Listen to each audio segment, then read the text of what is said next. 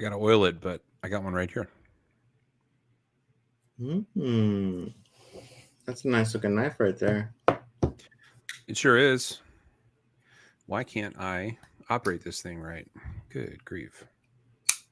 There we go. There you go. Other hand. It just hasn't been worked yet. It's been in the package the whole time. Fleeky and flop. That's a good green. It's interesting. Yeah. It's hard to photograph, I'm sure. I'm in a dim room right now, and it doesn't look green. It looks black. Yeah. In the sunlight, I'm sure it's very vivid, but it's a very dark green. It looks killer. Yeah.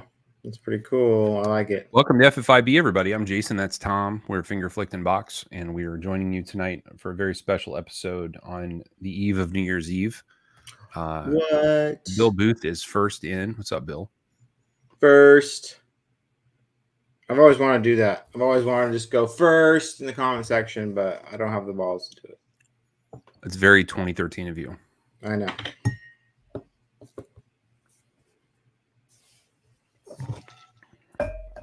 Well, we've had a little bit of a hiatus because of the holiday season.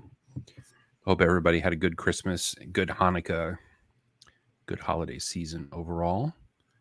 Did you do anything fun, Tom? My parents came up from Eugene and spent the day at my house. Very nice. And the visits are getting, like, I have less to say, not like in a bad way. Like, it's just like the kids are there, my parents are doing their thing with my kids. It's just, I'm just chill. I don't need to do anything. I don't need to entertain anybody. I don't need to tell a bunch of stories. I don't need to do anything. The kids are there with grandparents and they're just going to town, and it's relaxing.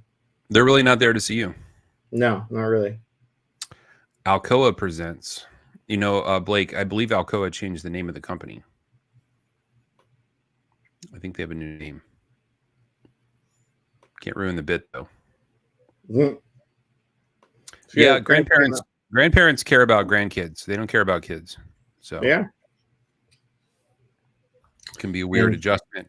And Camden is like the snuggliest child that exists. He loves hugging and just laying on you and just like being your buddy.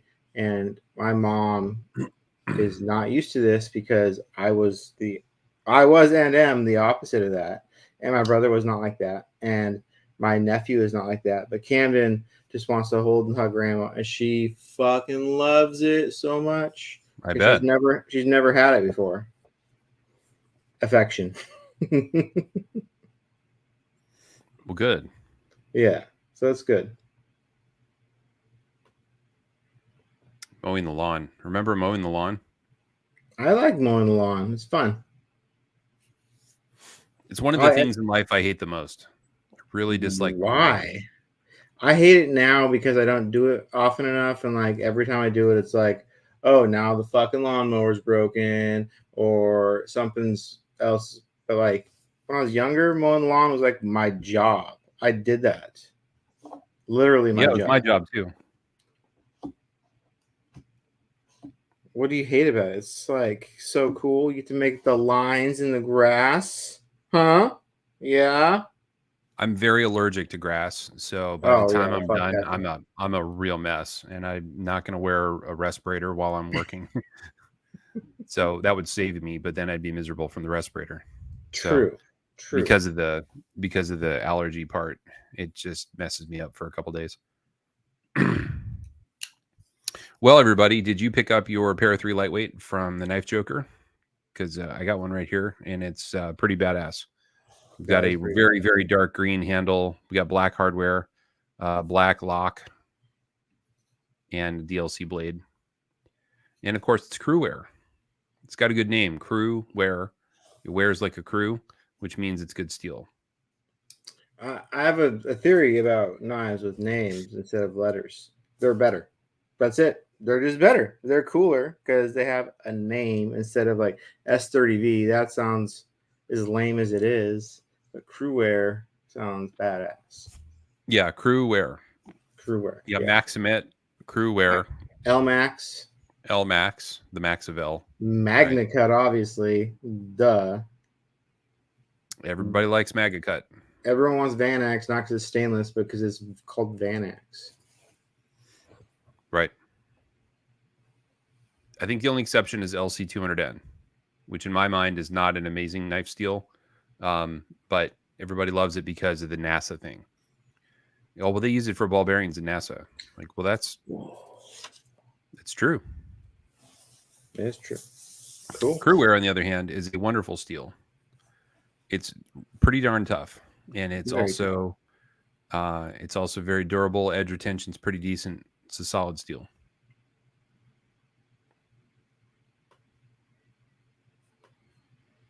Vanax is interesting. I don't love Vanax. It's nice, but I don't soak my knives in salt water, so that feature is kind of lost on me. And I do notice that my Vanax knives do go dull fairly quickly. So I don't know. Because I'm a fussy butt about sharpening, that means it takes a while. So that means I'm sharpening them often, and it's a lot of time suck. So but if I live near the ocean, I would definitely want the Vanax part.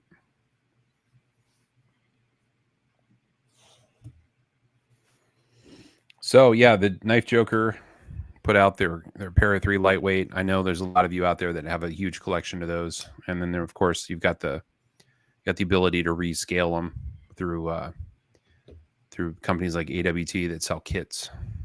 Kits, right? Not just rescale them, rebirth the knife. It's totally different. H1 is not. It's not a winner. No. I think H1 is like hardly a steel. It's like almost not a steel. It's a really weird metal.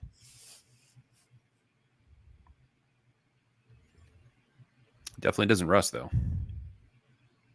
Hey Jason, do you know that right now I figured out, did some Googleizing and figured out how to broadcast FFIB to Instagram?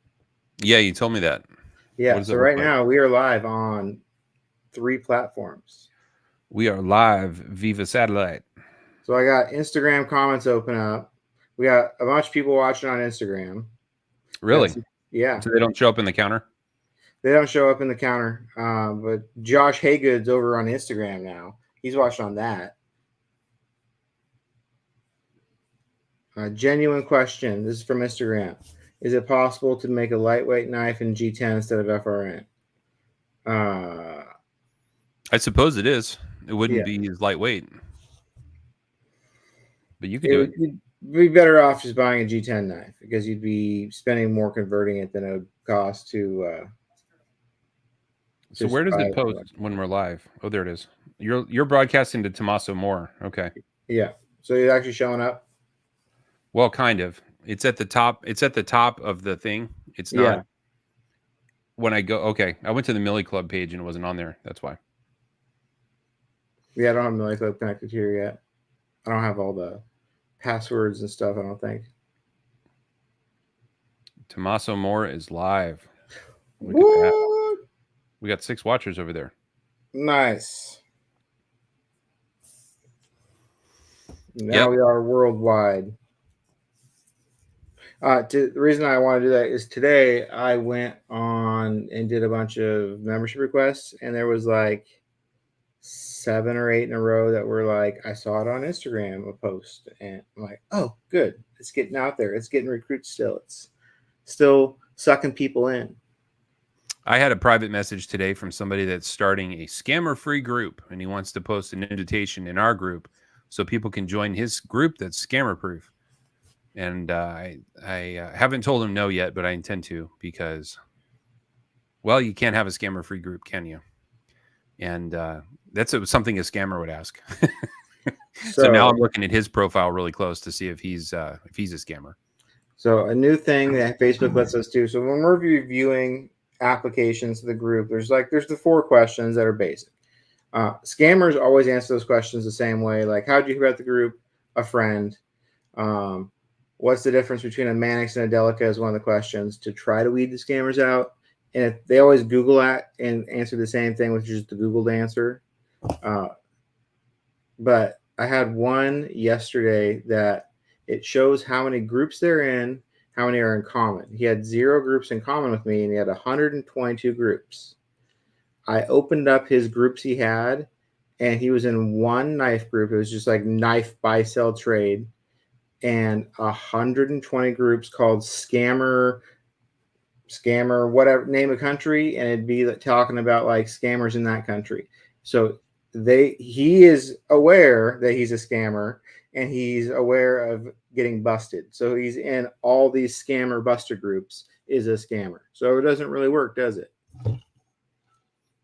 Yep. All you can do is your best. So we do our best to keep them out. Can't keep everybody out. We're already blocking 70% of the people that apply. So I don't know. We have to let in somebody. The scammer free group. I love that. I did post a guy posted a really useful post about scamming and about how to avoid scammers. And I pinned it to the top of the group because I thought it was really good. His name is David Rains. He posted it 39 minutes ago, and he talks about doing your due diligence before you buy something. So when you get a chance, fellas, you might want to go up there and check it out and take a look, because I thought it was a pretty insightful post. I'm going to pin this too, by the way. Oh, good call. Pinned it. I've got a knife on my desk I'm trying to fix for Seth. This is a aluminum PM2. And man, this thing is a mess. I don't know what to do. The detent doesn't grab. Yeah. So it just opens right up. Now if I squeeze the lock bar, the blade is pretty swingy. So the blade's pretty loose. It's mostly centered. Yeah. But when it's closed, it doesn't grab on the detent. And I think the problem is that I don't think the lock bar lines up properly inside the scale. I think the lock bar comes up and it's not pushing in precisely the right spot. It's off a little bit. So I can't get it to lock. I've taken it apart twice. Seth might have to send this back to this factory. And that sounds like one of those good situations to have a factory second you can steal a liner out of or something like that, or at least try swapping a liner with one and see if it fixes it. Well, you could if it had a liner. These don't have liners. Oh, yeah. Yeah. So that one's kind of messed. Someone's wondering if the scales are warped. I don't believe they're warped, but it was very difficult to take apart. The pivot did not want to let go of the scales. It was grabbing tight. But yeah, the aluminum ones don't have liners, so kind of tricky. Yeah. Felt like a lightweight. Yeah, it is actually. So I don't know. It's a looker, but it's not an operator. So that's not fun. You've been working on anything cool lately? I've been sharpening as much as I can, and it's been a rough week or so in my mind, and I've needed some distractions. So I've been sharpening a lot, and to help me motivate to do it, I've been doing it live in the group on video. Yeah, which has been really fun. I've been, getting to share my knowledge, and I've had like 3 or 4 people who actually watched me sharpen their knife live, which was pretty cool. It's like you get to see it, get worked on. So that's been fun. That's been working on that. I haven't been creating as much content as I have been doing that.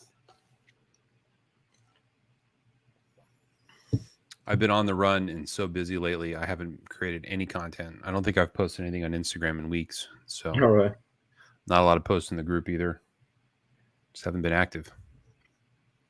It happens. It's okay. It happens. It does. It's all right. It is all right. It's not that you're not around. I mean, you're always up in the group message. I always know you're around. You're always around. You're always able to be contacted.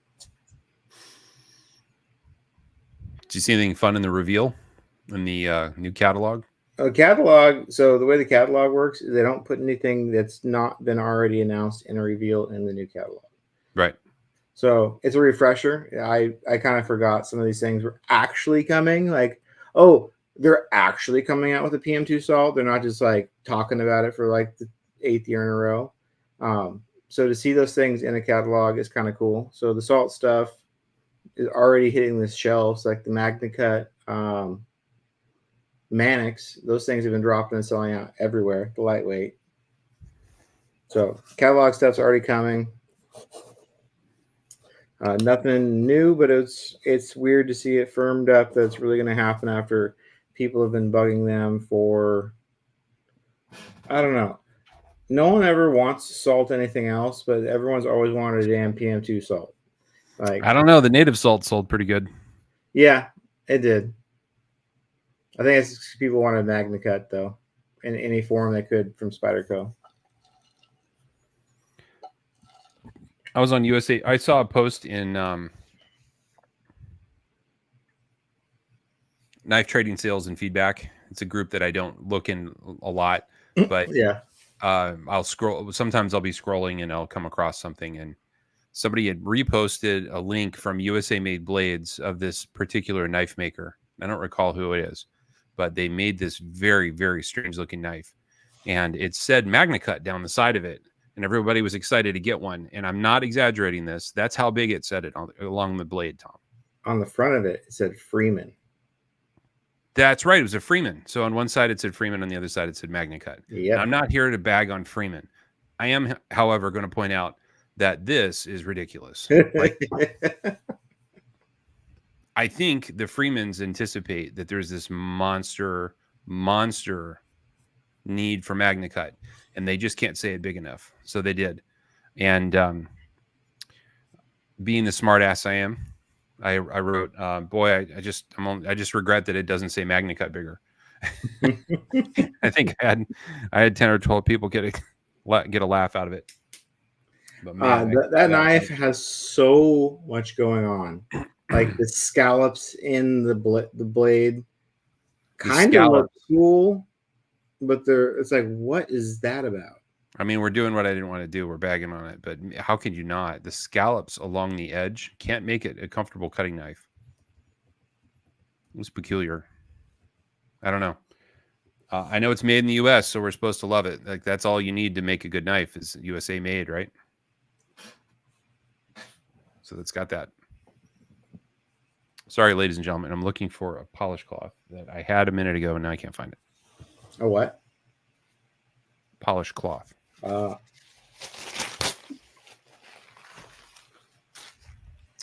That's right. I saw this post. The COA for his Archer, his tactile Archer, says MagnaCut. Who got that again? That Archer? Is that the one with the zirconium something inlay? So someone got that one. It's the new tactile turn. The one that looks I can't remember more like it though. It looks more like an exotic knife and less like a granddad knife. To me, it's reminiscent of some of the Russian knives that you might see out there that everybody knows the name of. Yeah. I mean that in the nicest possible way, not in a jerk way. I mean, to me, it looks like just like another level. So we had Michael Miller on the show maybe a month and a half ago, and he was showing us, and I got to see it at the Maker Syndicate. Oh, cool. So they were there, and they had some on display, a proto anyway. And man, it was exciting to see it in person. And then at the Kentucky Custom Knife Show, Michael Miller was there, and got to play with the one that he had in his pocket. It was even nicer than the one I saw at Makers. So they're definitely, making changes and improving that knife, and it was really neat. So if you guys want to try an American-made knife that's new and upstarting, that's really well done. It's a really, really nice knife, and it's made from Mag Uncut. And you get a brand name with some backing behind it and some resources, something that's no one else has. Really, that's kind of good. So jump on that train right now. Tactile is doing cool stuff. They really are. I like the work they're doing. I like the way they're CQIing, the way they improve on the fly. Their knives are high quality. So if you guys are out there and you've been down the ProTech line and you've been through the Benchmade line and you've been up and back on some of the zero tolerance, right? And you're still looking for new cool stuff, look at Tactile.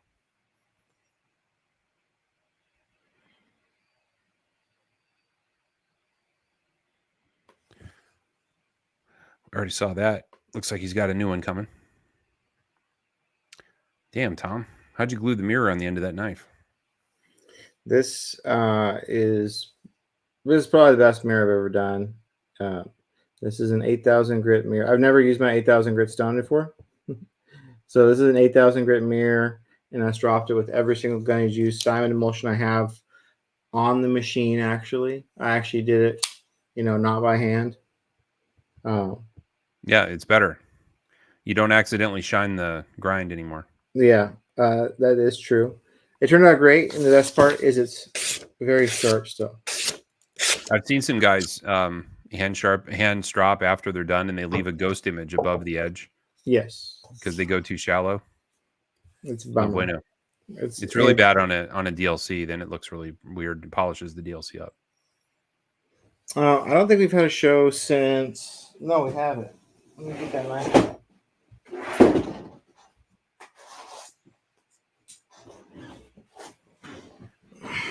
I want to give an update about my Maximate struggles a couple weeks ago. That's right. You had a Maximelt that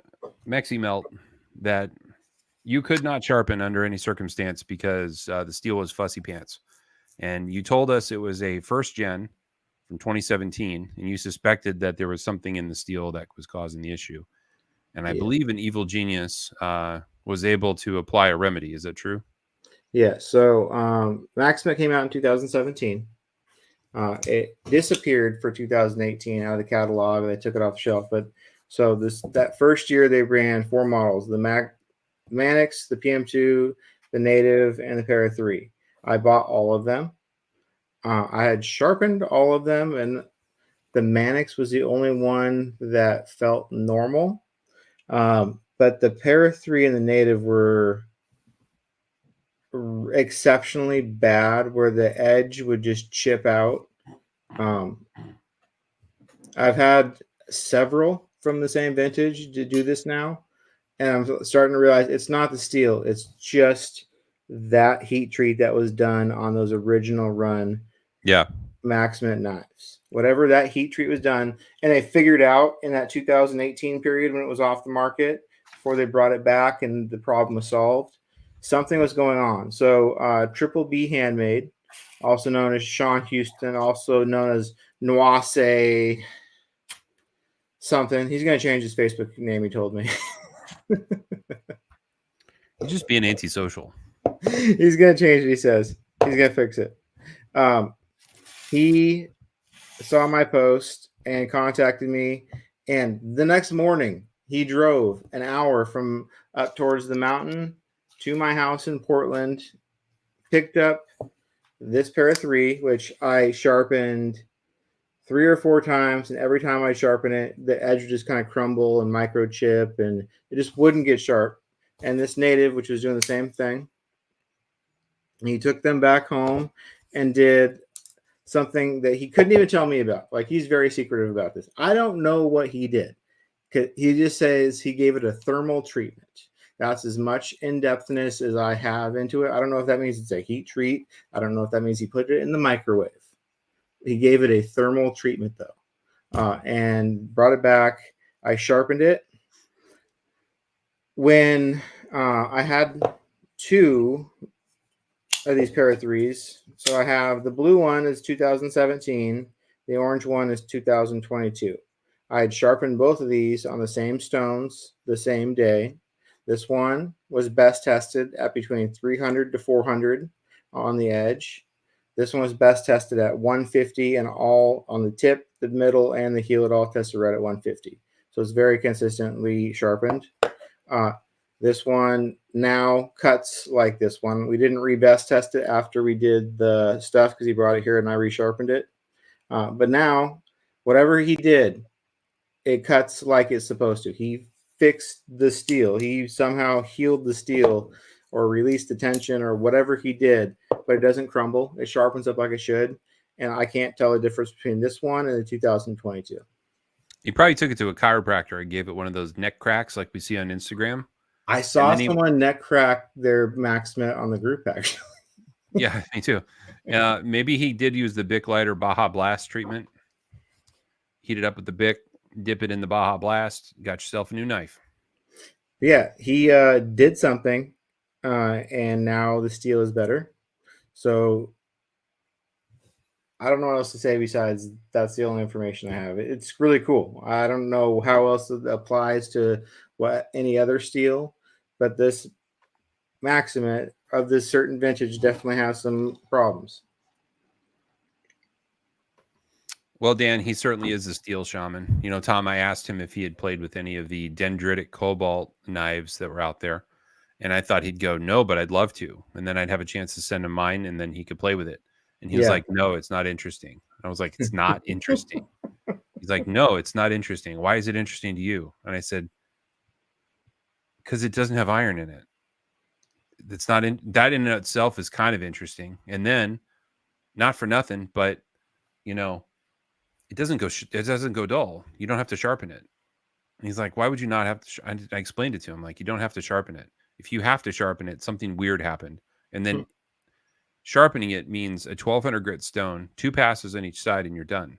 You don't strop it. You don't start at 180. You don't have to reprofile it. You just do that, and then it's sharp as shit. That was told to me by the guy that came up with this idea. And he's like, he didn't come up with it.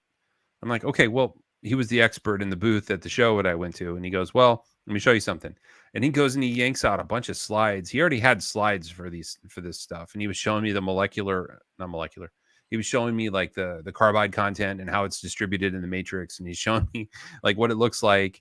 And he goes, you could basically do the same thing if you took a steel like S110V and you just annealed it and you didn't heat treat it. If you just, left it not tempered, then it would do the same thing. I'm like, how? What? You're breaking my brain. He's like, well, it's got carbides in it. The carbides will be sharp and it'll work the same and it'll be the same hardness and it'll work. And then he blew my mind. He goes, this technology was invented in 1910. Yeah. And I went, what? Are you serious? I thought this was nothing new under the sun. Somebody took an old piece of tech and they made it sound cool by calling it Teravantium. I fell for it. Anyway, it's not that it's a bad knife. I think it's nice. I like cutting with it. I like the fact that it isn't made of iron. I like the fact that soak it in lemon juice and it won't rust, right? But at the same time, I thought it was brand new tech. It ain't. So Sean already knew that. That's why he's the best. One thing that's interesting, and I'm glad that results are as everyone's suspected. These were actually HRC tested. I know everyone always talks about like, oh, what's the HRC of this? Or they heard one YouTube video say that the HRC of K390 is whatever. These were actually HRC tested, and they're both at 70. Both the 2017 and the 2022 HRC actual tested at 70. I tested my 121s and they were at 72. They're just insanely tough. You can pretty much take roofing nails and scrub them on the knife, and the knife will abrade the roofing nail on. Like, it'll make powder out of the roofing nail. It's just so much harder. I mean, I'd look into it. The dendritic cobalt's kind of cool. So it has its function, I think. If I wanted a knife that could be as tough as an Essie, but I could use it in a river or a lake or ocean scenario where I needed something that was at really outdoor and I didn't want to worry about keeping it dry, it'll be a wonderful choice. And it is very tough stuff. Like, because the hardness is low, you can beat it and it'll hold up. Good night, Facebook user. Thanks for being here. No.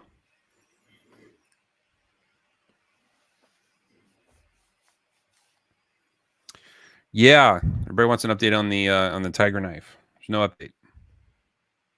Nothing yet. None that we can say. Maybe next year. As soon. Oh man, yeah, I'm so excited for next week. I get to make that joke for like a whole week. That like I haven't seen you since last year. Oh snap! I'd punch you in the neck if you did that.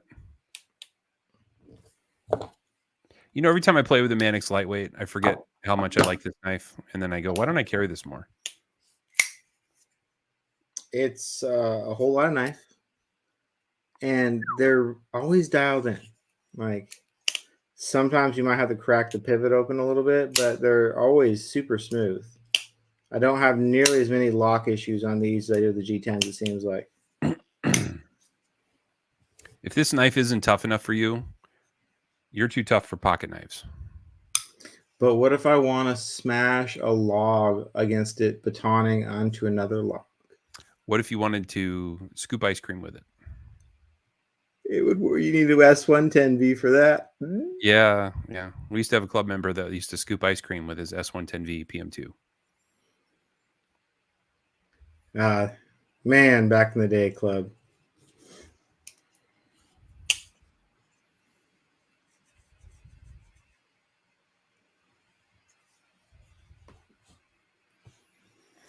Pity they don't just leave the uncaged ball bearing alone. No. You're all about looks and wanting to be all sexy with the naked ball. Those I don't understand the guys that buy new ball cages. I don't. What's wrong with this cage? What makes you so offended you got to buy a new one? It's made of plastic, even though there's nothing you're going to do to ever break it. I don't get it. There's nothing wrong with the existing one. The metal cages, they drag against your scales. People always put the metal cages on AWT scales, like I did because I had one because I bought it a long time ago.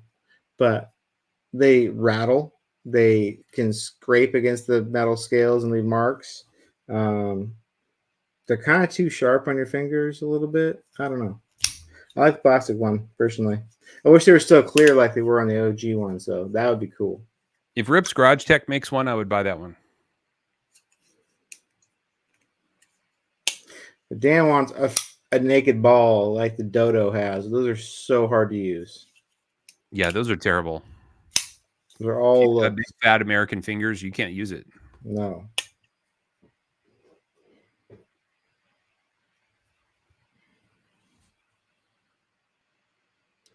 I'm pulling something up here, Tom. Ooh. My Instagram decided to log me out on my computer for no reason, and now it's not so easy to get back in. I'm really excited to talk about something someone brought up in the comments here. Me too.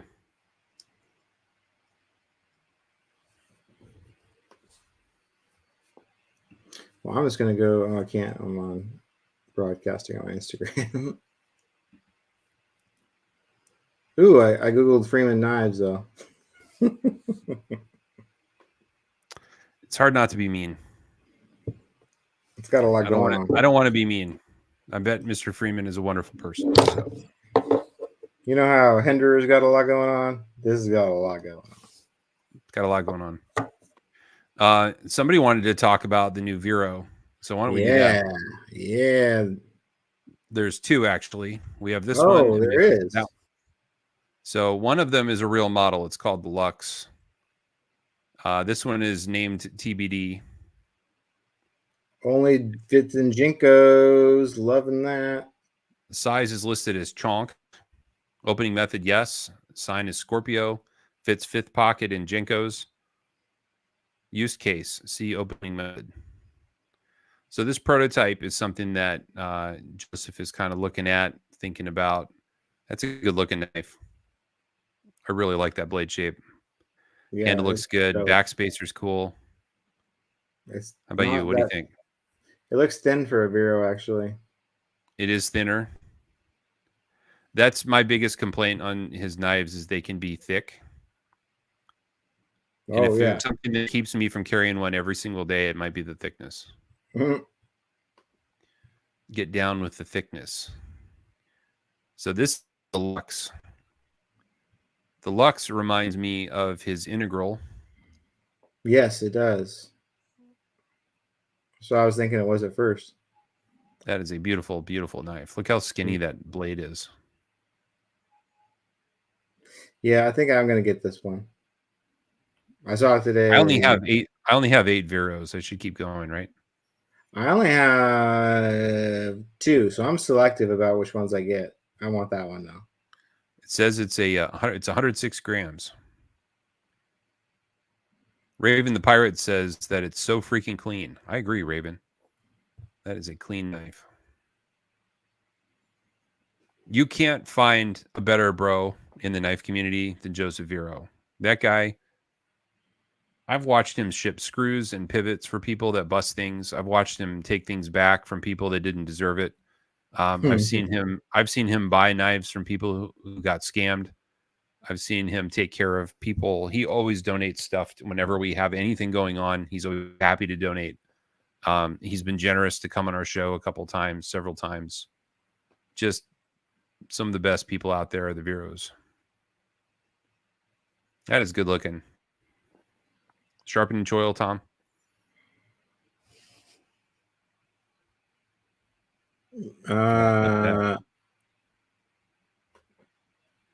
Check out the inside. Ooh, that's cool.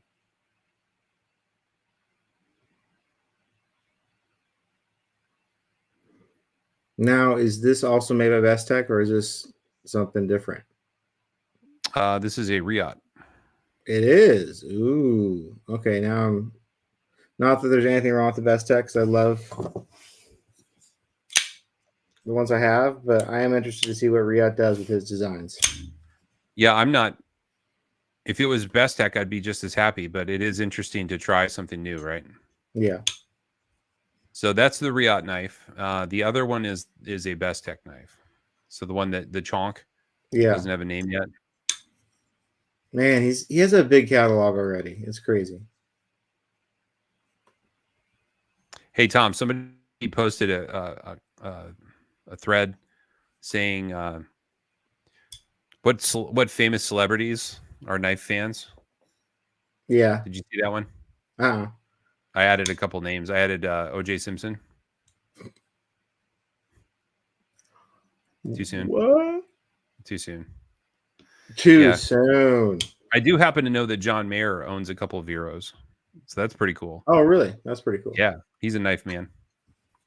I've seen James Hetfield carry a stainless steel Delica that's been engraved. Mm-hmm. A lot of pictures of that out there.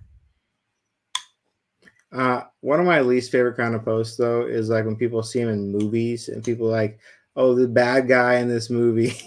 I'm like, shh. This bad guy in the movie kills somebody with a spider go. Blake, I'm not. Blake, I'm not putting that up. Alcoa presents. Post Malone carries a Microtech. Sure. Yeah, I bet he's a knife guy. We also know Jason Momoa is big into knives, and he has a couple of custom Nadia Moore knives from Black Snow Customs. Ooh. He bought them so he could use them as movie props. And then in a second, I saw a reel where he was unboxing them, and he takes them out and he's flicking them both at the same time, and he's giggling, right? And then I guess his character needed 2 knives. Yeah. To be a badass. So he's flicking them, and he's and all of a sudden he goes, I'm gonna have to order 2 more that aren't sharpened because these are I can't use these on the set. Oh yeah. Way to go, buddy. Get 2 more. Bert Kreischer, he went to Spyderco store the other day. That's right, Bart Chrysler. He's got a bunch of Spydercos.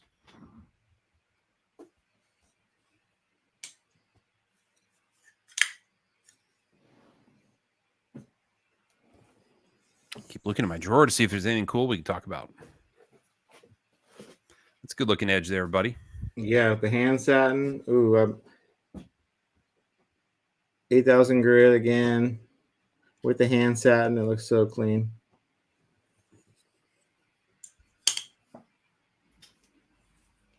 Yeah, I've sharpened a bunch of my Veros. They turned out really nice. Oh, this one's got Bach Schmoo on it. So that's the Slim Pulse.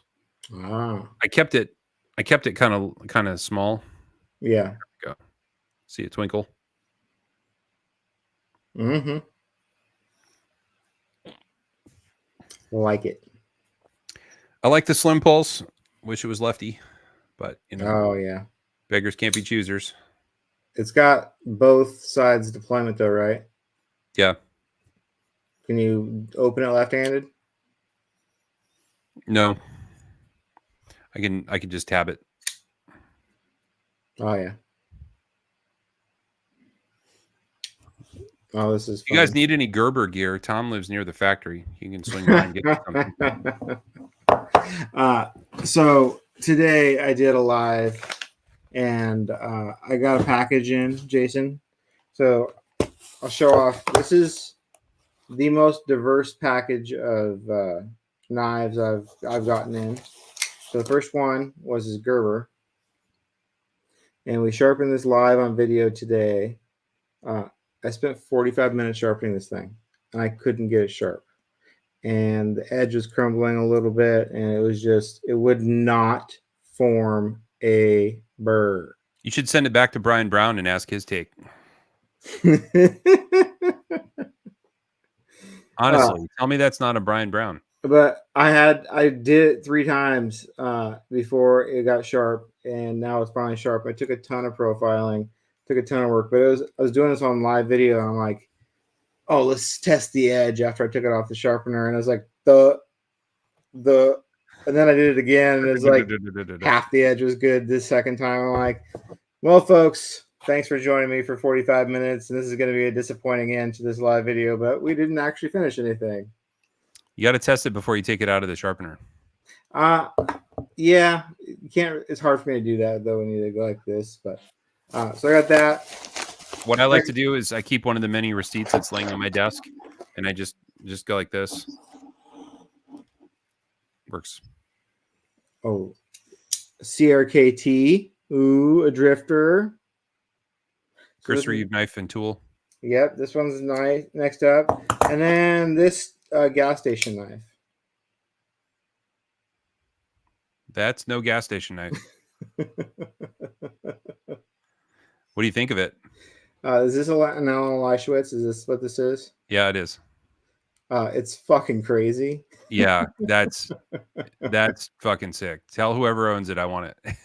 That the handles are made out of a Shantoyant carbon fiber that's very hard to get. And then you've got that Dama everywhere. God, that's gorgeous. And the E-lock is his patented design. What do you think of the lock? The lock works very well. It's like you don't have to push it in very far. It's like a very short throw. It's very Guess soft. what that costs, by the way? Guess what that costs? $1,500, right? It's about $1,500 to $1,600, depending on when you bought it. It's no more than 17. Yeah. That's stupid cheap. Yeah, it is. There's other knife makers that charge double that for knives that they don't even make, So that thing is completely sick. I love it. Color. So this is what's funny about this guy. This guy sent me before some custom. It's the most expensive knife I've sharpened. It was that all polished stainless steel one. Same guy.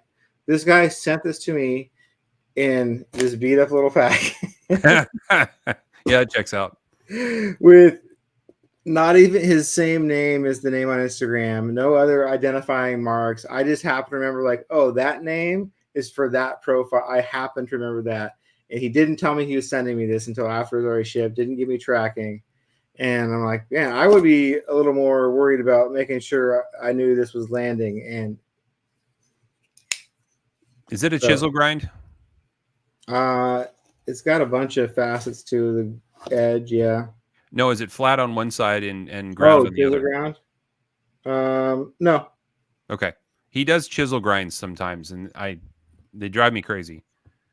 Yeah, that would be the getting. Try cutting a chisel grind right hand with your left hand. Yeah. That thing is ridiculous. So yeah, this is a cool one. This is what's part of the fun about getting to do knife sharpening, besides being fulfilling, is you get to check out, occasionally something that you would have to go to a knife show to see. Yep. I like his standoffs on the back. He doesn't use a backspacer. He uses that's right. Wow. Isn't that cool? Yeah, that's cool. Yep. I thought you'd like this knife. Pretty cool.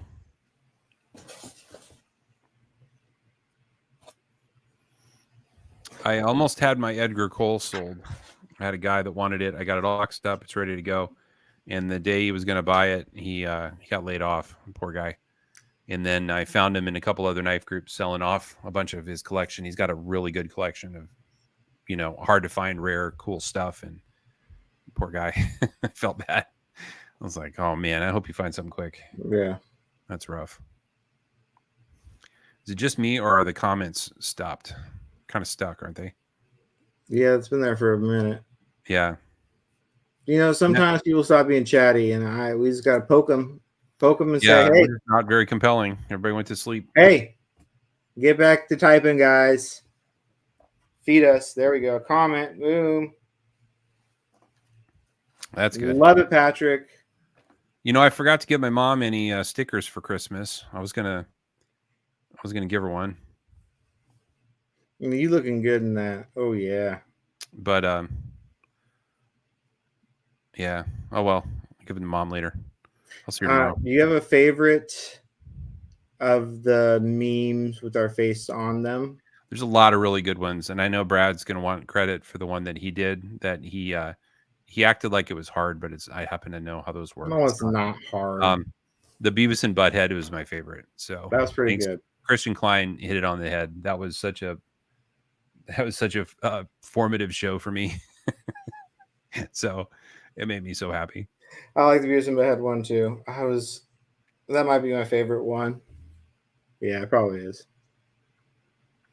Whenever they pop up, I send them to my wife, and she just kind of shakes her head slowly. My mom loved Brad's though. My mom loved Brad's video. It's so fucking long. It never stops. It just goes for like 50 seconds. It's enough dancing.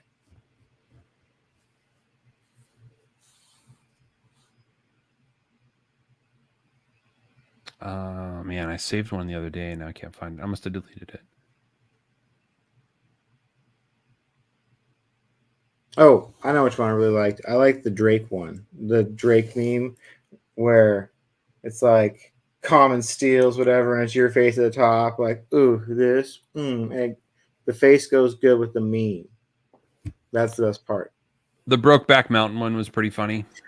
It is. That was pretty funny. Yeah, you guys are definitely creative. I'm glad that went over well so far.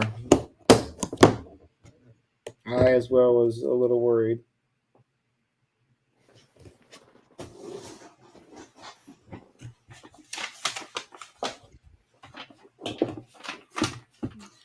No, Bill, no new guitars. I did go over to my buddy's house today, Brandon, who's in the group, and he has several, and we spent, I don't know, 2 hours trading between 6 or 7 different guitars, trying to listen to them all. And by the end, we were just giggling, just having a great time. So that was fun. He has a whole studio in his basement, which makes it extra awesome because you could just go down there and pick whatever amp you want and then just jam.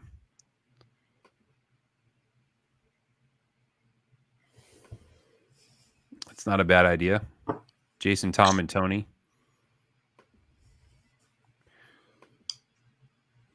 Someone asked on here, show us the grails. Jason, what was your knife buy of the year 2023? Did you get any grails that were like, yeah, got to scratch them off the list finally? It's still the same one from the year prior, the Pochi. It doesn't get better than a Pochi, you guys. Yeah, you're right. You're right. You know what's really fun? Take this to a custom knife show and watch guys throw up in their mouth as you pull it out, and they go, "What the fuck is that?" You go, "It's a dog. It's a dog knife." And they go, "You have a dog knife?" You go, "Yeah, I have a dog knife." You don't have a dog knife. You should get one, but it's discontinued, so it sucks for you. Oh shit! He can be mad or he can be happy. He can be on alert. Like that's it. It doesn't get better than the Pochi. What about you? Probably finally landing a Roosevelt that I like. I love this Spec Roosevelt. Every time I see him drop new ones, I'm like, good. I like mine better. I don't have to go chase it. So, getting my Roosevelt finally, that one that's going to stay with me. That was my knife of the year for 2023. I got my mini Aries too. This is second place, but like it's been, I wanted a Roosevelt for longer.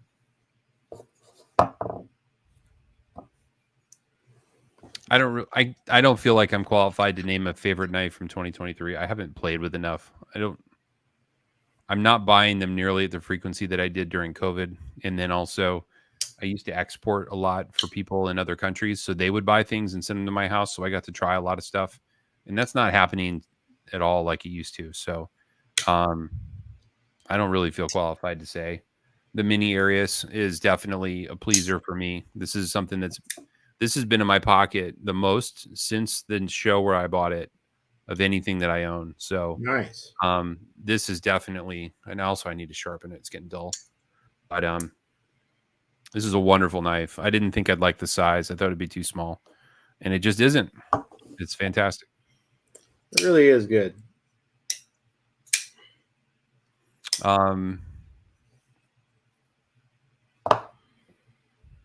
The Winter Blade Factor is really, really cool. That knife is really clever. And I think that guy's on the verge of really going places because he has so many creative ideas for knives that are different. It's really legitimately something different going on. So if you haven't, I'm not saying it's a favorite knife, but it's an important knife. I think that guy's going to go somewhere. Yeah. So check him out. Nice. Cool knife maker. Flipper Delete Mini Arius would be the way to go. If you guys are right-handed, buy the Flipper Delete. It's awesome. I want one. He dropped some Twill ones 2 days ago. I could have probably got one. It was tempting. It was tempting to try. Archer was designed by one of the Arius designers, TJ Swartz. Yep. That's right.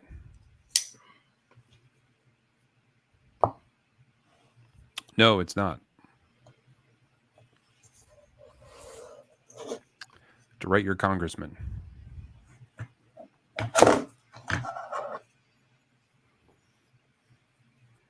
Yeah, the guy's breaking the rules on locks. Locks and detents. They're just different. And the Factor has some chonk to it, especially in the pocket. It's a really tall knife compared to how wide it is. So end to end, the ratio is weird with how tall it is. But that has to do with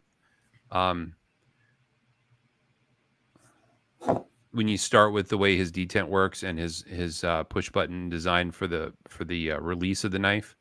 He kind of had to work backwards on everything else, so that made the knife kind of tall. I guess if I had one complaint about it, the window for flicking is too big. He could probably go smaller there because considering it has kind of a bar lock, and then it also had the pusher button on the back of the knife. Did it need the flipper tab too? Well, those who like flipper tabs or those who like to flick their knives, they like the window, but maybe a little bit smaller. 15 VPM2 would definitely be way up there. That steel is fun. I have one. I sharpened it because I just wanted to see how it would sharpen. It sharpened wonderfully. And since I've sharpened it, I've used it since I bought it, and I haven't had to sharpen it again. It's still just as sharp as the day I put the edge on it. So the ridiculous edge retention. And it looks cool. Tonto. Oh my God. It's so funny to see how people's attitudes change over time on blade shape stuff. Like when the Tontos first came out, a lot of people said they're pretty ugly. Yes. Yeah, a lot of people thought they were ugly. Not great. And then they complained at the grinds. Since I don't know, I see them a lot. I see Tontos more than anything else. And since I put in good edge on, now everyone wants one. It seems like, and everyone thinks they're cool. And now they're hard and they're worth a ton of money. And I don't know. It's funny. Yeah, I would like to see more of them in circulation because they need more of them. They're just got to Yeah, get them out there. The demand is huge, so I hope they're able to fill them quick. and they're not going to re-release it in M4. It'll be something different if they do it. Yep. Somebody was asking earlier about what knife would you take on a 3-day camping trip.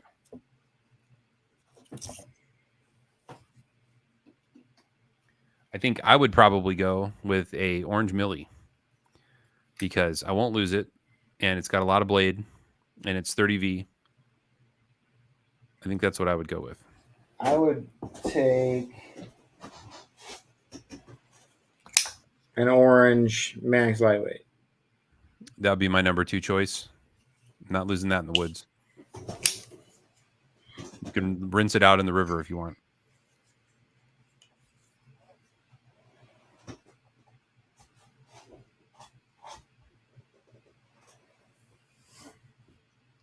Is it just me, or is there a lot of Sliz Bowie chatter going around? I think that might be just you.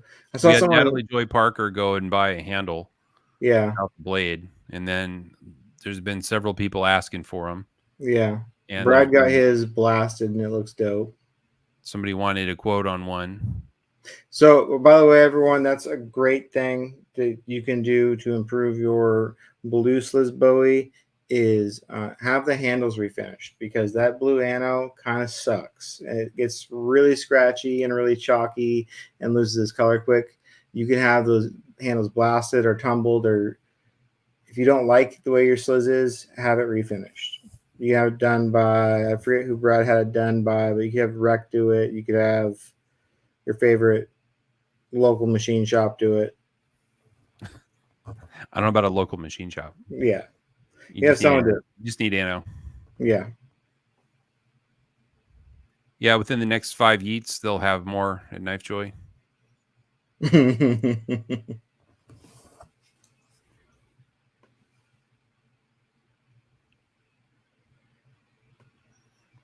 Yeah, Blake finally got his Bowie scale. That's cool.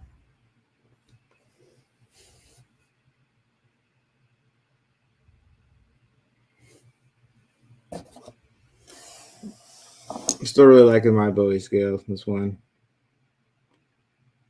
I've had quite a few, and this one's, I think, the one that's going to define what it is. This is the one that's home.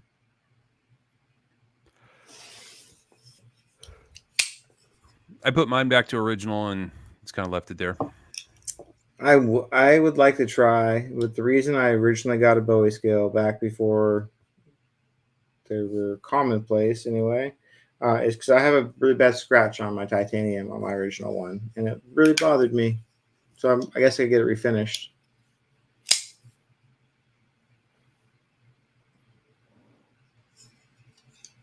Well, the one I do carry, I put an orange backspacer in. Ah, That's ooh, a cool. big backspacer. Interesting. Yeah. I kind of like that. Did Eric make that? Yeah, this is the one I carry.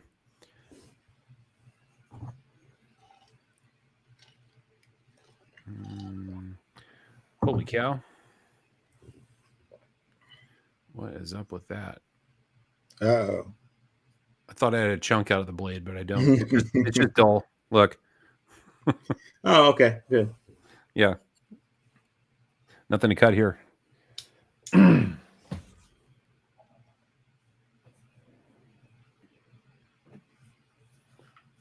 you happen to read Larry and Thomas's post recently about third generation metallurgy, particle metallurgy? No. So Laren wrote a really good post about particle metallurgy. So you guys should all be aware of that by now. There's PM steels and there's regular steels. So the particle metallurgy steels are manufactured in a way to make the carbides smaller and more homogeneous. The way they do that is they literally pulverize and powder the steel. So it doesn't get thrown in chunks and bars into the melting pot. They pulverize it and then they blast it in with like aerosol. So imagine compressed air like pushing that stuff in. So by doing the particle metallurgy, it makes the carbide smaller, it makes the steel tougher, and it makes the edge retention better. So in every way, it's better. Now, if you look at M390 and you look at 20 CV and you look at what is it, 204P, chemically they're all the same steel. However, the European steel makers will tell you that their process is better, and their process leads to a third generation steel, and therefore it's better than the American ones. And what Laren proved with scientific analysis was that they're not better. He did several tests on a couple different samples, going by hardness, toughness, and edge retention, and found that there wasn't any difference. So Yeah, interesting. You don't have to buy M390 and then think you're buying a better steel than 20 CV. It's the same steel. So it's a cool post. Interesting.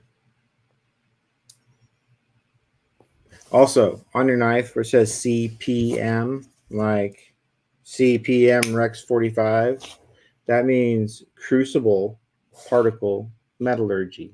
Like Crucible is the steel manufacturer, and it's particle metallurgy. That's what CPM is for. So there's the biggest, most famous example I can give you is there's 154 CM, and then there's CPM 154. Yes. The one that's the regular CM. If you look at like a zoom in on the steel, what you'll see is that there's big chunky blocks of carbide, and it makes for a steel that's not as sharp. The edge retention's not as good as the other way to do it, where the carbides are smaller. It just makes the steel more stable, and the edge will last longer. Interesting.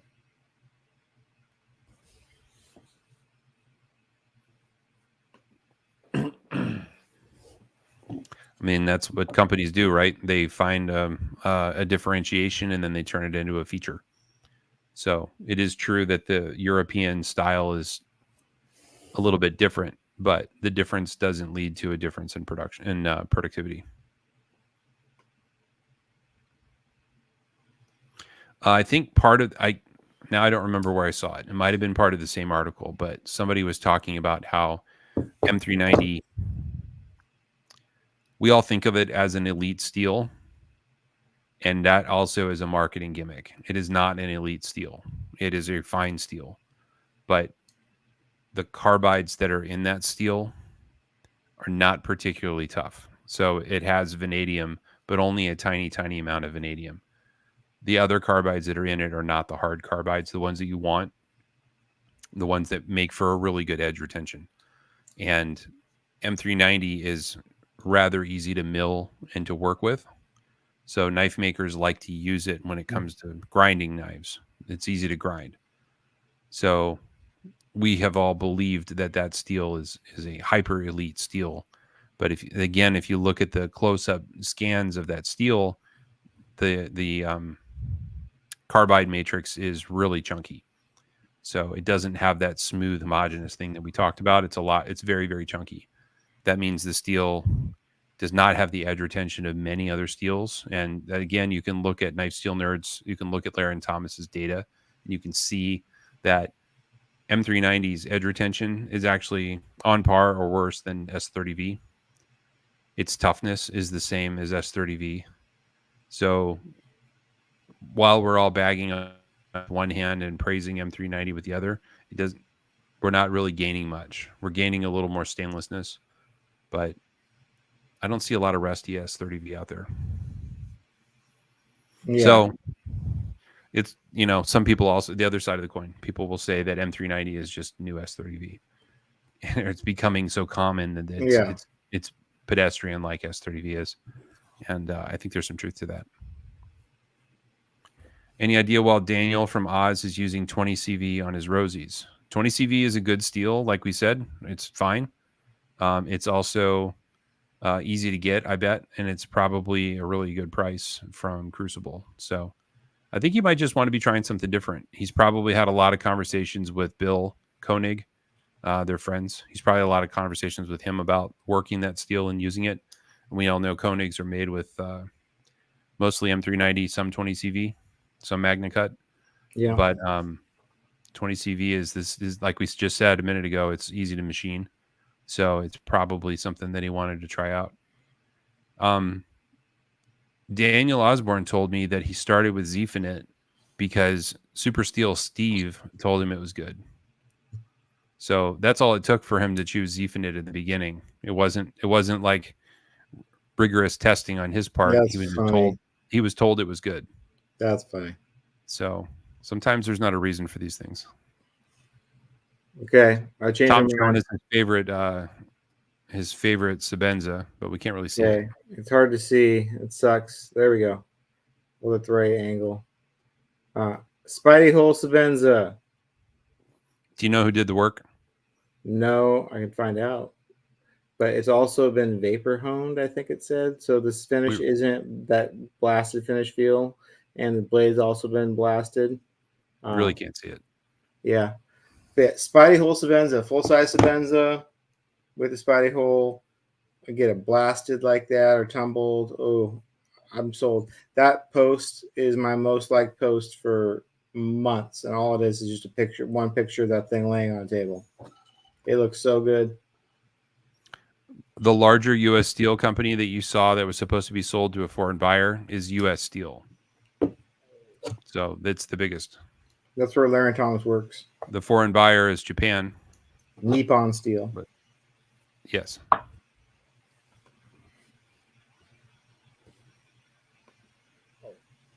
Yes. Ffib is from Zap. Zap Industries is the Z Steels. Oh. They're just a steel maker. And they make Ffib. Ffib is the same formula as LC200N. Ooh, is that like ZDP? No, that's a Hitachi steel. Ah, yeah, you're right. That's Japanese.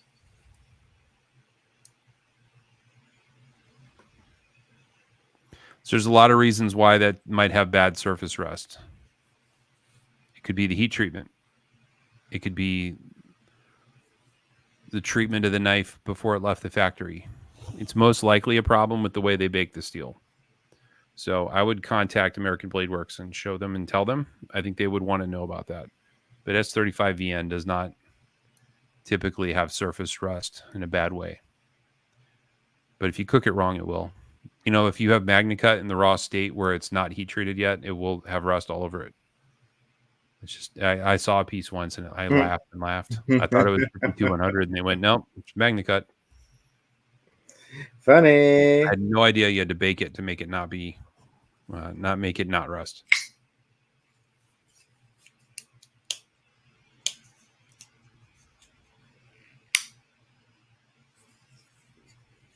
These are in stock still, which they won't be for long, I'm sure. It's a good knife. GP knives, Rex 45, DLC, Mannix. If you missed the St. Nick's Mannix, the red one, just buy one of these and dye it red. Just as cool. You could dye it poopy orange and have one of the sprints. Ooh, you could. I'm going to leave mine white. I like it white. It doesn't get dirty as like G10 does.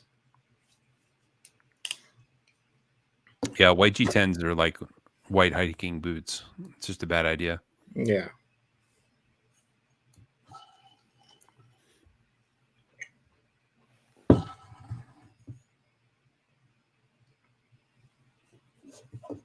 My internet continues to amaze me. I'm showing I have one bar on my laptop. Yeah. Meanwhile, I'm sitting less than 10 feet from two of my Wi-Fi hubs. So dumb. I want to show this off again with these knives in case I drop something. This has been whenever I show off my Hapstone RS, people seem to be interested. So take another opportunity to show it off real quick.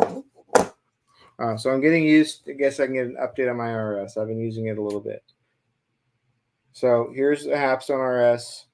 This is about the same size as my Cadet, about 20% smaller, weighs 4 pounds. The arm operates by a solid bar with a sleeve. The sleeve is a stone holder. Stone holder can hold 4-inch or 6-inch stones. It has a clamp that can clamp in the center, or you can spread it and clamp wide. It's simple to flip over. You just flip it like this. Has a good base, stays relatively stationary. I do sharpen with it with my second hand on it to keep it more steady, but you don't need to. The one quirk I've had for when I first got it was the way I hold the ball. Is I was getting annoyed. I was getting poked in the hand because when you go all the way up to where the stop is, the rod comes through the handle and pokes your hand. So I've been practicing, and I didn't want to poo-poo this. I wanted to figure out if I could actually get used to it. If you just sharpen with your fingertips, like you probably should, because it's more finesse oriented. It's like lighter touch and shit like that. It's the U problem. It's not a sharpener problem. Yeah, I never said it was a sharpener problem for sure. I was just like, it was user, the way I use it just didn't work for me. So if I sharpen with my fingertips, though, it works. So I have confirmed my suspicions as this is the best next step from a KME. So like if you're graduating from a KME, or if you just want to skip that step and get into something like a little more high end, this is a winner. The Halfstone RS is your guy for sure. This is such a better sharpener than the Work Sharps. I know excited. I know everybody's excited about the all-in-one Work Sharps, but I've spent plenty of time with those Work Sharps. Those are, at best, they're a sharpener for somebody that sharpens 3 knives a year. And you're not interested in the best edge ever. Like, it's not a professional grade sharpener. It just isn't. It's an okay sharpener. And at $249, I know it's exciting that it comes with everything, but for just a tiny bit more money, you can have a much nicer sharpener from either KME or from Halfstone. And the best part about the Halfstone sharpener is if you only buy a $30 set of diamond stones, you're going to get a better stone than what comes with that Work Sharp. But thank you. If you invest in a better set of stones, then you have a professional grade sharpener without having to upgrade the sharpener. So let's say you're a knife hobbyist and you're excited about the hobby and you're having fun. You're starting to make dull knives and you want to get into sharpening, but you don't feel like breaking the bank yet because you don't know if you suck at it. Buying the Halfstone and a $30 set of stones will give you a phenomenal start. And then later on, you can just upgrade the stones, and you'll still have an amazing sharpener. You're gonna want just diamond plates for cheap stones. They'll just be like TS Prof diamond plates or something like that. You can get those for cheap. Those can still cut any steel. That way, you're still gonna be able to cut any steel. It just might take you a little bit longer. It won't be this cleanest, shiniest finish or anything like that. But it'll cut the steel. If you go to gritomatic.com, you can find all kinds of stones that from in any price point you want. So the diamond is definitely the way to go, but what you'll probably end up buying is a metal bonded diamond stone. And the issue with the metal bonded diamond stones is that eventually the diamonds fall out and you have to throw away the stone. They don't last forever. And the cheaper ones, guess what? They wear out quicker. So, but it's a great way to get started. And then down the road, when you get a resin bonded stone of some kind or something that's designed to sort of eat away so that it continues to get sharp again, that's a big investment. But the way I look at it is, for the cost of maybe 3 Spydercos, you can buy the world's best stones. For the cost of 2 Spydercos, you can buy most of the best stones. And then for the cost of 1 Spyderco, you can buy medium good stones. So buy one less knife next year and buy yourself a really nice sharpening solution. Someone said this was the best advice they had heard given in the group so far, is they bought the 150 and the 400 grit stones, and that's all they bought. So they went baller and they got the Halfstone premium CBNs, the 150 and the 400, and they're just doing satin edges, and they don't need to do mirrors, and they don't give a shit, but they're cranking out edges. Insanely sharp edges that look really good. Yeah. They'll look better than a factory edge by a lot, and they'll be sharp as shit. So instead of buying a full set, you can do that too. You don't have to spend a ton of money. You know what I did, Patrick, is I went to Harbor Freight and I bought one of those $30 boxes that they sell, the plastic ones with the latches, and I just did the pick apart foam and made a case for my sharpener. Yeah, I'm glad you figured it out, because I knew the problem was the way you gripped it, and you didn't want to hear me tell you that it was that. Well, I knew it was the way I grip it, but I was just like, I still don't. It's like forcing me to do it. Like, I would prefer to still hold it the way I was. You know what I'm saying? But I can make it work, and I can make it work without struggling too hard. It's just to do like serious reprofiling. It's hard for me to put the pressure into the edge like I do with my fingertips and with my whole hand. It's okay though. Let's try this one. Ooh, look at that. This glide's so nice. Yeah, I tend to take receipts home. I don't know why, and then they always end up on my desk, because I like empty my pockets on my desk before I go to bed, and then the receipts just lay here until I sharpen a knife, and then they all get gobbled.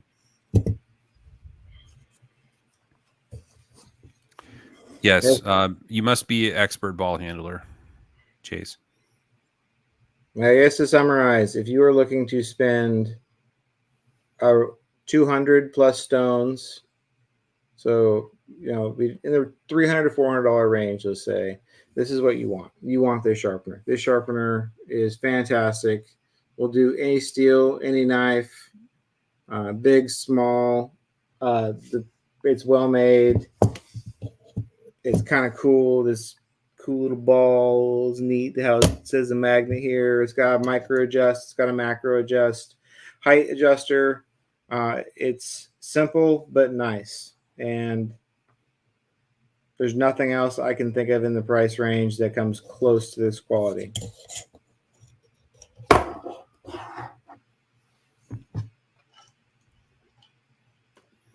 I don't really keep them. I just lay them on my desk because I'm lazy until I shred them.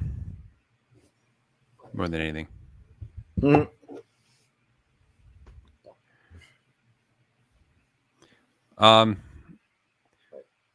If you're going to be reprofiling tool steels because you hate the factory edge, a 150 might take you a while. A 120 might make you happier. The problem with the low grit stones is you need more of them in order to remove the scratches. So if you were to go from 80 to 400, you'd never get the scratches out. So 150 to 400 is a great transition where you'll be able to get the scratches out. 120 would probably require you to get something below a 400 to get the scratches out. So Tom's suggestion about 150, 400 is a good way to go. I reprofile everything. I reprofile maximum with my 150, and I can do a heel in 20 seconds with it. It eats steel. Not 20 seconds. You're not doing it in 20 seconds. In 20 seconds, yeah, you're removing the heel. Yeah, no problem. The time it takes to sing Happy Birthday. Yes. How hard I can do it? I can do a heel very, very, very quickly with my 150. It happens like that. Some of them take longer. I'm losing time, everybody. Some of them are bigger. No, it's great. That's why I use my 150 instead of my 80. My 80 takes longer to do that than my 150. Well, get the 150 and 400 then.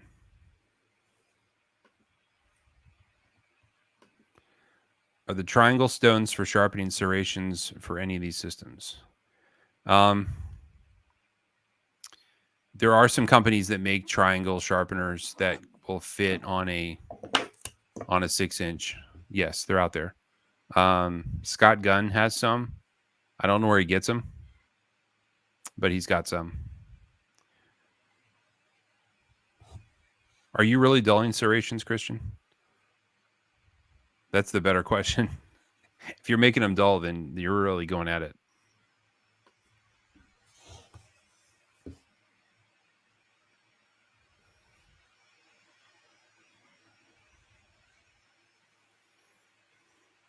I would check Gritomatic. If the Gritomatic doesn't have them, you could check Gendy.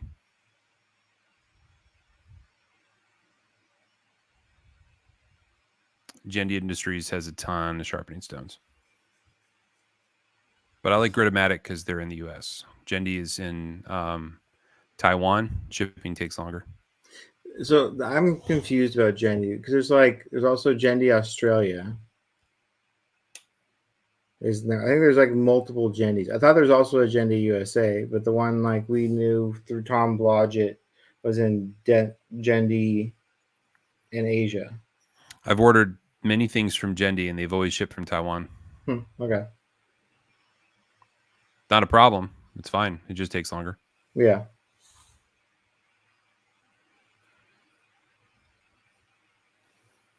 Yeah, 6-inch stones are the way to go. The only thing that uses 4 are KME, and they're fine. But the 6 is nicer because you get a little more stroke out of it.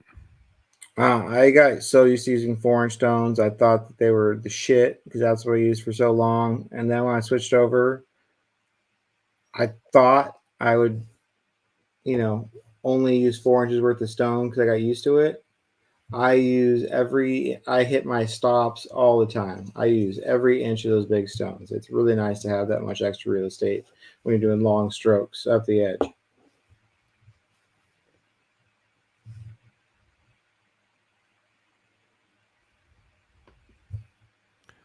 If you're going to do recurves, you can use a regular stone. You have to change the way the angle of attack, and it'll work. But they do make smaller stones that are better for recurves. They're not an inch wide. They're maybe a half inch or less. Those can be better for recurves. But recurves are tough. Not that I am very open about what I sharpen. I have a no recurves policy because I don't have the right stuff. And the one knife that I ever really fucked up was a recurve. So I don't mess around with that because it's not super simple. My main concern is I don't want to knock all the grit off the edges of my stones so that they're dull on the edges and sharp in the middle. Yes. And I would worry about that happening with a flat stone. So a belt system's probably better. I would recommend stropping those as much as you can. Don't sleep on the triangle sharp maker from Spyderco. That'd be a great choice. There is a diamond rod you can order for that stone system. So the Spyderco sharp maker would work really well for a recurve. Rods are better for those. Yes, they are.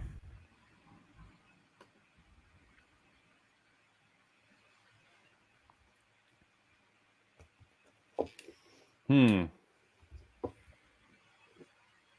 want to talk about how I had my stones etched.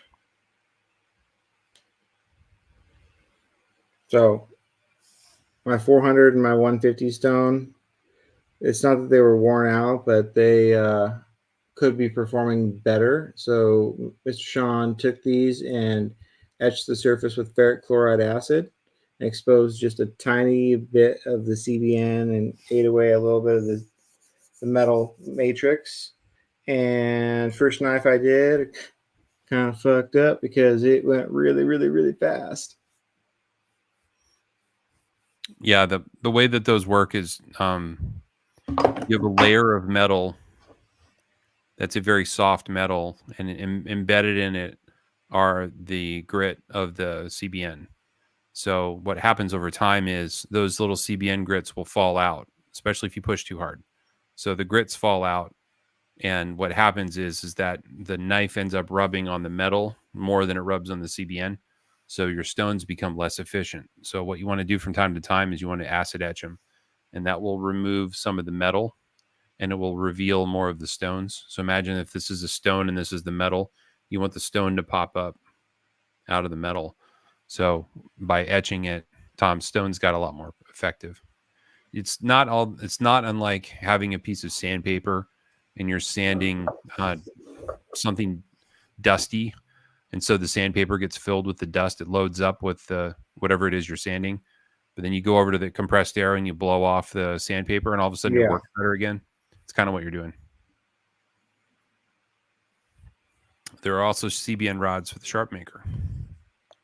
Very nice. That's a great way to do it. If you guys have recurves, if you have serrations, the sharp maker is a great choice. It's going well, Weston. How you doing? It's going really good. Feeling good today. Today's been a good day. It sounds like there's crickets where you are. It's called a Intel processor MacBook. Your MacBook's making that noise? It's because Intel processor MacBook. They heat up and the fan goes off really quick. Does it help if you like put something underneath it? No, it's like I have everything closed I can. It's just that's what it does when we do Ffib and it's processing the video feed. It gets hot. What I'm saying is if you put an air gap under the laptop, does that help it? Oh, I don't know. You know those little rubber bumpers that you put on cabinet doors? Yeah. I like to stick those on the bottom of my laptops to give them a little airspace. Sometimes it helps. Yeah, it doesn't do it all the time, but I think I'm ready for a M2 processor MacBook Air. This one's 3.5 years old. It's not bad, but it's been crap. Of course, it's made an hour and 26 minutes in FFIB. Every other product cast I've done, it's crashed at around a half hour. It was like crashing and kicking me out. So it was like my excuse, like, ooh, we're gonna buy a new MacBook. Do you have any compressed air? No. Do you have an air compressor? Yeah. Okay. You should blow it out. It's dusty inside. Probably is, yeah. It'll help it cool down. Yeah. Yeah, my laptop is old. It's a 2015 MacBook Air, and it just keeps running. It won't die. I replaced the battery. I replaced the power board, the board that the power cable plugs into. I replaced that. I keep being able to keep it going with another $90 repair. Yeah. So it won't die. I just replaced my phone. I have a 15 Pro now. Nice. And my 13 Pro text my mom. I'm like, she has a 6. Oh, a 7. Yes, she has a 7. My dad has an 8. And I'm gonna give her my 13 Pro, and she can't process. I'm like, she's like, it's only 2 years old. I'm like, yeah, that's how long cell phone contracts are. They're for 2 years for a reason. Because then you can just, it's time for a new phone. It's okay. It's not perfect condition anymore, I think, but it's okay. But I can't believe she's still kicking with the 7. It's 8 years old now. That's crazy for a phone.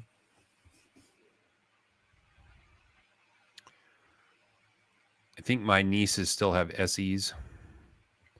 Is that between around 5 a 5 and 6? somewhere? Yeah. Yeah. My sister had an 8 until recently. My wife still has an 8. It has a button still. Ooh, when the 8 came or the X came out, I like I chose the 8 over the X, which was like, I was just scared of the technology. I was scared. I was scared of the swipe up. I need that home button that bad. Works pretty good. Yep. You got anything else? I don't think so. Doing anything for New Year's? Going to a party? Calling the president? Hanging out with the governor? We have Martinelli's apple cider on tap tomorrow night. That's the shit. I love that stuff. It's like, I drink it like champagne. Like this little sips of it. It's so good. Very nice. Yes. Canada's going to throw the party though, so we'll see what happens. He might like get strippers or something. Who knows? If only. Yeah. What are you doing? Nothing. We'll probably fall asleep on the couch, wake up about 12:45 and go, oh, we missed the ball. Go to bed. Oh, yeah. There's no fucking way I'm waking up. I'll be awake when it actually happens. No. Yeah. Before, I'll be awake after. I will be awake after. But that's after I took a good nap. Old and lame. Yep. It's okay. Yep. Well, everybody, I think we're going to wrap it up here. Everything must come to an end at some point. So I hope you guys have a good New Year. I hope everybody's safe and happy out there. Be careful. Don't get arrested. What else? Don't make Paula come find you. Thanks for watching. Ooh, last note. Oh, If you are on the fence about buying a Spyderco that's a production Spyderco knife, buy it before Monday because prices are all going up. yep. And before you complain about it, read Thomas Sowell's book on economics, and then you can complain about it. You guys, we spent $10 trillion we didn't have on COVID. So things are going to cost more. It's the downstream effect of doing that. So welcome to Economics 101. So that's why hamburgers are $20. That's why gas is $6. That's why your house costs too much. Anyway, have a nice night. We'll talk to you next time.